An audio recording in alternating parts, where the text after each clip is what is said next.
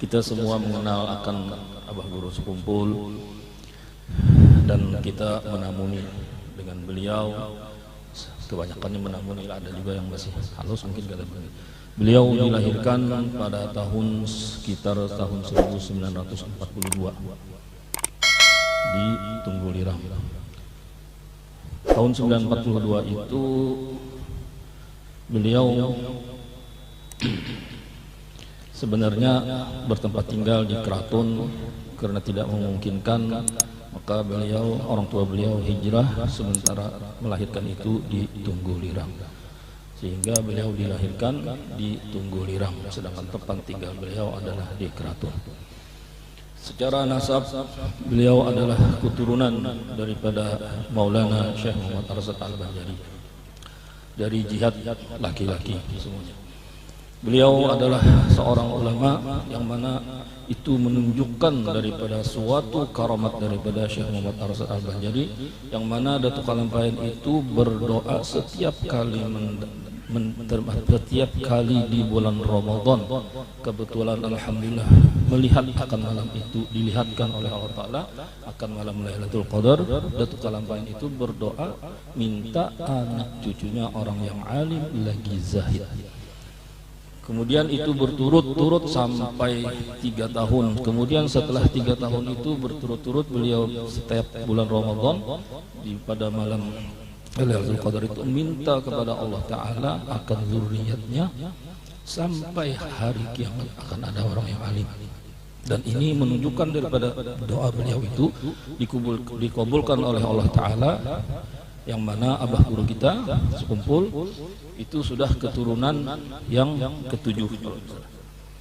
Dan beliau, Abah Guru itu pada suatu saat pernah ziarah ke makam Datuk Kalampayan. Di antaranya hadir sidin beliau ziarah itu berserta rombongan, hadir Al-Walid Haji Salman Jalil. Itu alhamdulillah dibukakan hijab oleh Allah Ta'ala sehingga bisa mukalamah.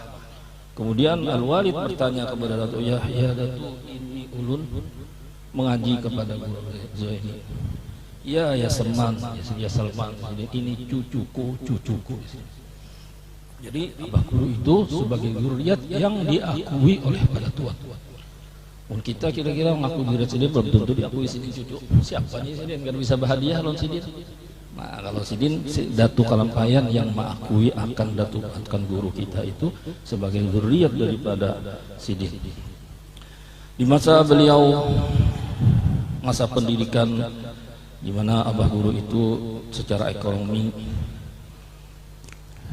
dalam keadaan fakir, dapat dikatakan fakir, bukan miskin lagi, apalagi masalah termasuk orang yang cukup, dalam keadaan fakir, sehingga di masa hidup beliau itu dalam keadaan yang fakir itu tidak mengubah bahkan dalam menuntut ilmu. Jadi di masa dalam kritis itu beliau tetap menuntut ilmu sehingga sampai selesai tamat sekolah daripada Darussalam, dan kemudian diminta oleh guru beliau untuk mengajar di Darussalam. Dan kemudian selama mengajar di Darussalam itu beliau dinasihati oleh Abah Sidin, guru Abdul Ghani. Nang Sidin ingatakan Sidin ikam sebelum mengajar makan jakalu Sidin. Nah setelah mengajar pang makan jakalu Sidin. Nah prakteknya nang kayak apa? Jadi beliau itu selama mengajar di Darussalam beberapa waktu itu kada lawas Sidin. Setiap Sidin mendapatkan gaji daripada mengajar di Darussalam itu, Sidin malam-malam berjalan melihati akan murid-murid beliau yang mana yang kada mampu. Gaji tadi dibulikakan Sidin kepada murid-murid yang tidak mampu. Tukhadhu min aghniyaihim wa turaddu ila fuqaraihim. Jadi itulah akhlak beliau.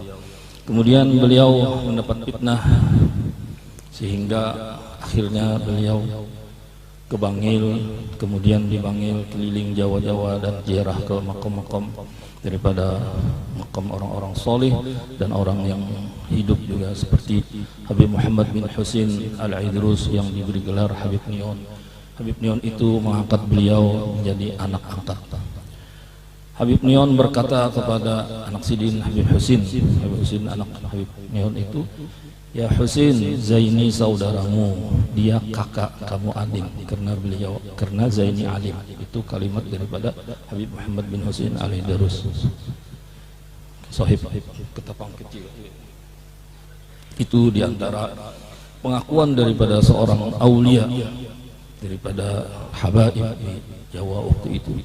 Kemudian beliau ketemu dengan Habib Ahmad Segap Semarang, itu juga mengangkat kepada Abah Guru sebagai anak beliau dan lain-lainnya. Kemudian beliau di Bangil menetap beberapa waktu, itu dipimpin tarbiyahnya itu di bawah pimpinan Guru Bangil, dan khalwatnya pun dipimpin oleh Guru Bangil.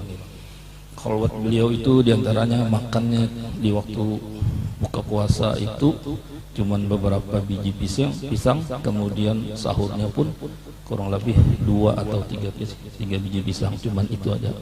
Dalam satu hari semalam tidurnya cuman 2 jam.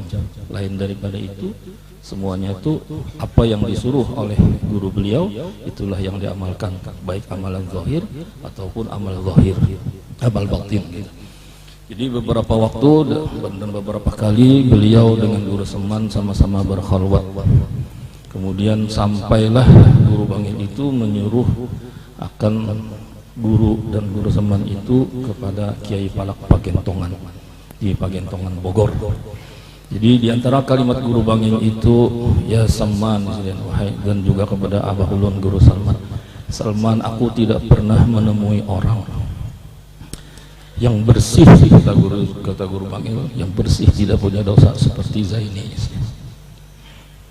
Sehingga Guru Bangil itu berkata, insya Allah suatu saat nanti akan menjadi orang besar, bahkan makomnya itu seperti perkataan ada satu Habib di Bangil itu, makomnya ini nanti akan melebihi daripada makomnya Kiai Habib Pasuruan. Karena di waktu tahun 70 itu yang masyhur itu Kiai Habib Pasuruan, masyhur itu khalifahnya dari Habib Ja'far bin Syaikhan itu. Tapi dari Guru Bangil, aku tidak sempat menemui. Jadi itu diantara kalimat akan kebesaran Abah Guru yang disampaikan oleh Guru Bangil. Kemudian lanjut beliau ke Mekah setelah dari Kiai Palak itu, kemudian ke Mekah, kemudian yang mulazamahnya itu selama beliau di tahun, kalau tidak salah di tahun 69 lah, tahun 69 itu masih tulak hajinya pakai kapal laut, belum pesawat. Tapi itu ujar Sidin, cerita Sidin mas yang terakhir berangkat haji pakai kapal laut. Kemudian sampai di Mekah beliau itu dijulungi oleh Guru Bangil, ada surat, kemudian foto gambar. Nah itu ditujukan kepada Sayyid Amin Al-Qutbi di Mekah. Sehingga selama dalam melaksanakan haji sementara di Mekah itu mulazamahnya dengan Sayyid Amin Qutbi. Nah, dan juga diantaranya juga pernah ketemu dengan Syekh Hasan Bad'a, Qutbul Awus, Syekh Abdul Qadir Alba, Kibarul Awliya semuanya. Dan diantara yang suatu saat diantara yang kelebihan Abah Guru itu pernah di majelisnya Syekh Hasan Masyad fi Tariq Hasan Masyad di Makkah. Nah, kibar min ulama Makkah. Suatu saat pengajian Syekh Hasan Masyad itu tidak mulai. Terus kebetulan waktu itu Akhi Sufyan pergi menemui guru, guru cepat pian dipanggil oleh Syekh Hasan Masyad. Kenapa? Beliau tidak mau memulai majelisnya selama tidak ada guru saya. Allahu Akbar. Itulah diantara daripada kebesaran Abah Guru yang diakui oleh ulama dunia, bukan orang-orang orang-orang kecil gitu daripada ulama. Kemudian setelah di Mekah beliau mendapatkan beberapa talqin, zikir dan lain-lain dari Sayyid Amin Qutbi dan juga sanad-sanad juga. Dan kemudian beliau kembali lagi ke mana? ke Martapura. Dengan izin daripada Habib Zain bin Al-Habsyi, beliau membuka majelis Maulid Al-Habsyi. Jadi atas izin Habib Zain Al-Habsyi, yang mana Habib Zain itu di antara murid daripada Sahibul Maulid. Nah, dengan izin beliau itu, guru sampai wafatnya majelis maulidnya itu alhamdulillah berjalan terus dan sampai saat ini. Itu di antara yang memberikan ijazah untuk meneruskan, untuk mensyiarkan dakwah daripada Maulid Simtud Durar. Dan kemudian beliau juga mendapatkan izin daripada Datuk Kalampayan yang terus berlanjut daripada Syekh Seman untuk menijazahkan Thariqat Samaniyah, yang mana Thariqat Samaniyah itu thariqnya itu dari Guru Bangil juga. Sekedar kita mengingat daripada kebesaran Abah Guru, dan kemudian kita mengambil manfaat daripada beliau, yang mana kita pada saat ini, kita umat Islam, umatnya Nabi Muhammad, sudah nyata pasti punya musuh. Siapa yang musuh kita? Syaitan. Tapi pada saat ini ada lagi musuh kita. Seperti syaitan juga tidak dilihat, kita tidak melihat. Covid. Dan sama melarang kita beribadah. Jadi apa bedanya? Nah, jadi semoga dengan karamah daripada aulia-aulia itu kita mendapatkan syafaatnya nanti di akhirat, terutama di dunia ini. Ya, sehingga kita jangan lupa Pak, di antara pesan-pesan daripada Abah Guru itu. Jadi beliau itu wafat bukan berarti wafat dengan sia-sia. Beliau wafat mewariskan yang berharga. Nah, kalau keluarganya ya harta.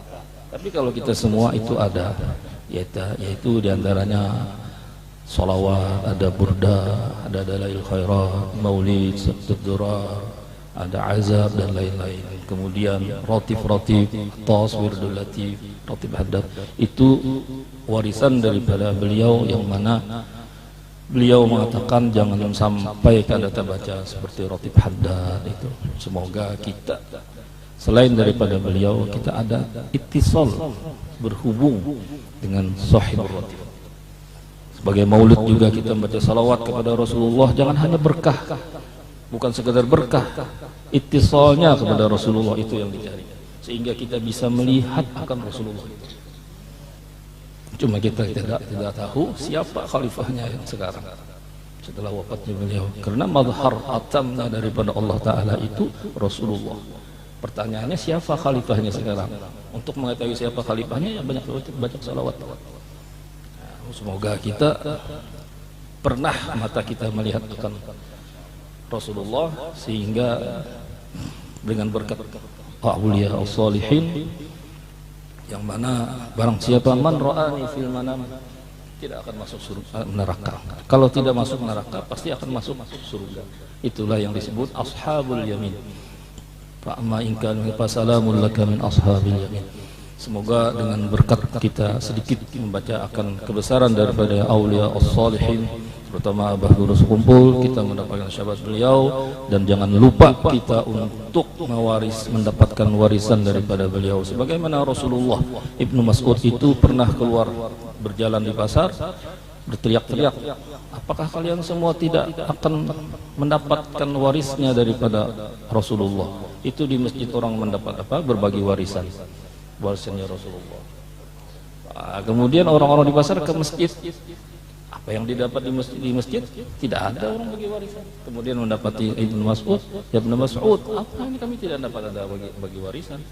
Lalu jawab Ibnu Mas'ud, apa yang kami lihat?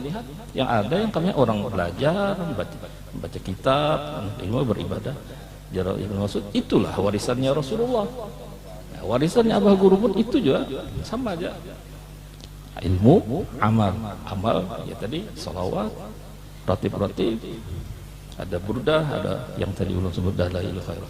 dan juga Al-Quran. Semoga kita dapat mengamalkan daripada wasiat-wasiat beliau itu, sehingga kita sebagai ada tali rantai kita kepada beliau, sehingga nanti suatu saat di hari kiamat itu beliau itu tidak lupa dengan kita, sehingga beliaulah, kita jangan sampai seperti perkataan Sayyidatina Nafisah, buyut daripada Sayyidina Hasan, aku malu di sini kalau suatu saat nanti aulia solihin itu, kita jangan membanggakan kepada orang aulia solihin, apalagi dengan Rasulullah SAW. Aku sebagai zuriatnya malu nanti suatu saat aku ketemu Rasulullah sedangkan aku tidak membawa amal soleh. Jadi tidak perlu kita mengaku keturunan-keturunan orang-orang saleh, apalagi zaman sekarang banyak yang sesat. Mengaku keturunan tapi sesat, itu tidak. Jadi yang penting kita ada a'malus sholihat yang terhubung dengan kepada aulia as-sholihin.